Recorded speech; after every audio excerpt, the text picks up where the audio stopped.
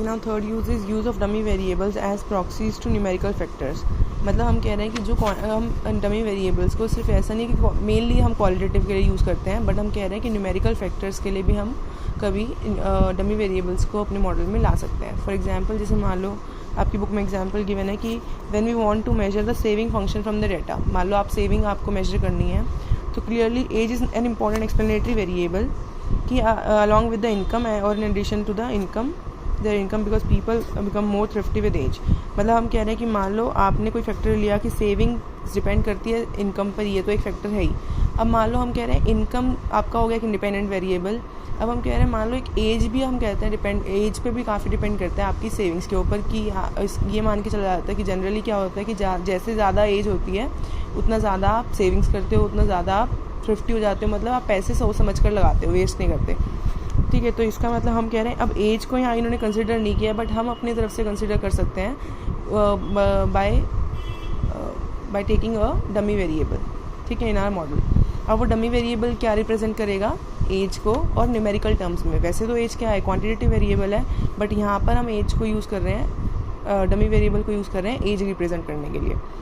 ठीक है, तो यहाँ पर हमने एज को भी डिवाइड कर दिया दो कैटेगरीज में, people of 20 to 35 years of age और पीपल ऑफ 35 एंड ओवर।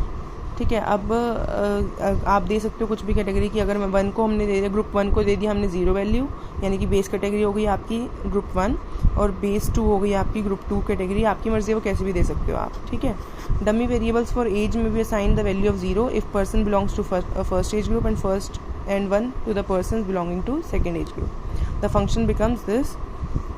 ठीक है, तो बस सिंपल बस ये है कि न्यूमेरिकल वेरिएबल्स के लिए या फिर क्वांटिटेटिव वेरिएबल्स के लिए भी हम यूज़ कर सकते हैं कि जब आपके दिख रहा है कि आपका रेलेवेंट है वो वेरिएबल इंक्लूड करना, तो आप अपने वहाँ पर आप सिंपल कोई वेरिएबल अगर नहीं इन्होंने लिया हुआ एक्स वाई कुछ भी, तो आप वहाँ पर डमी वेरिएबल्स को इंक्लूड कर सकते हो अपने मॉडल में।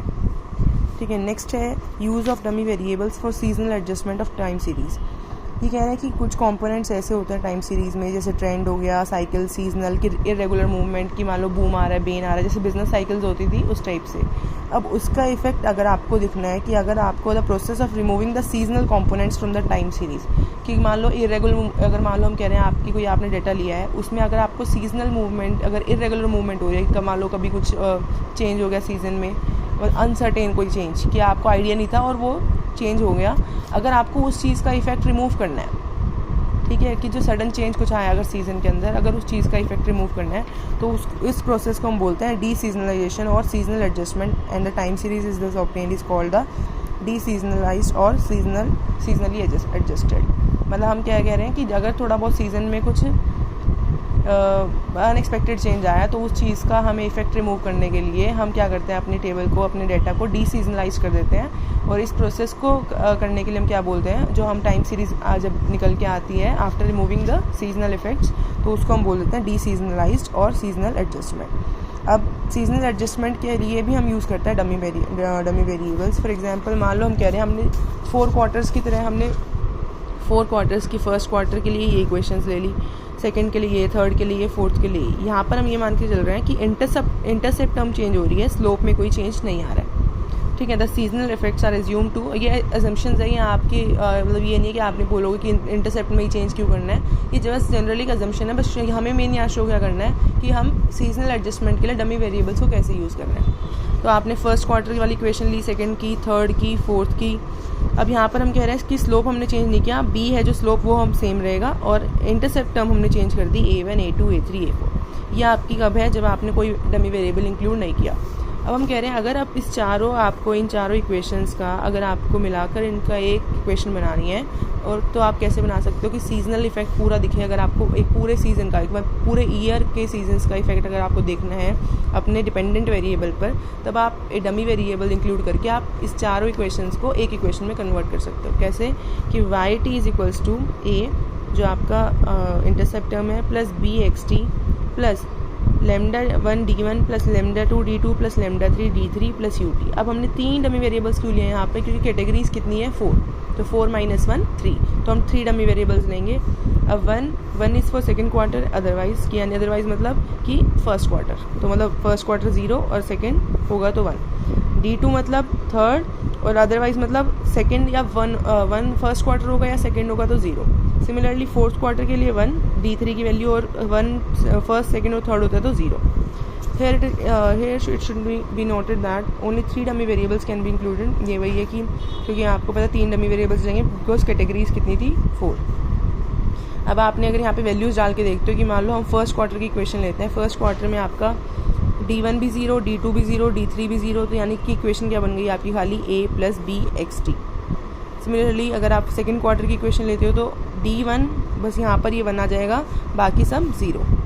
ठीक है, हम ये एस्टिमेटेड वैल्यूज़ ले रहे हैं, एस्टिमेटेड डिफरेंशियल इंटरसेप्ट्स ले रहे हैं, तो एस्टिमेटेड में हमने पहले ही बताया था आप एरर टर्म नहीं लोगे, एस्टिमेटेड में आपकी एरर टर्म की वैल्यू क्या हो जाती है 0। The significance of the bus वही यही चीज़ है। अगर हम कहते हैं अगर इन केस अगर आप m अगर यहाँ 4 क्वार्टर्स थे और आप 4 ही वेरिएबल्स ले लेते डमी वेरिएबल्स, तो वही है मैंने बताया था जो प्रॉब्लम आती है वो कि इसकी मल्टीकोलिनियरिटी की प्रॉब्लम आ जाएगी आपके मॉडल में और आप एस्टिमेशन नहीं कर पाओगे पैरामीटर्स का। ठीक है, तो हम कह रहे हैं आपको एक कैटेगरी कम लेनी पड़ेगी, that is m-1। The last is use of dummy variables as proxies for dependent variables.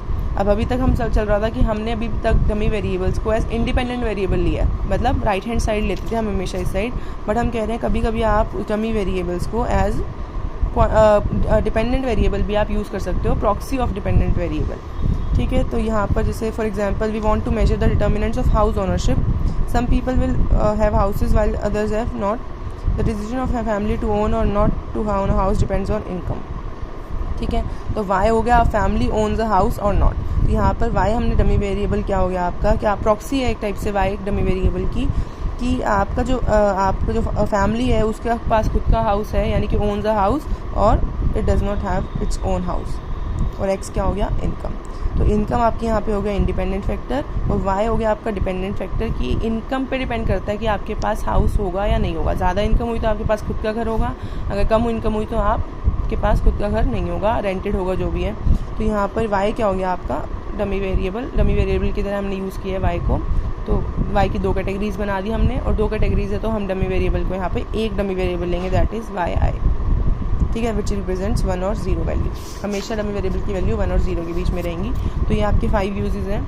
बस लास्ट टॉपिक आपका एक रह जाता है इंटरेक्शन इफेक्ट, ये मैं नेक्स्ट वीडियो में बता दूँगी।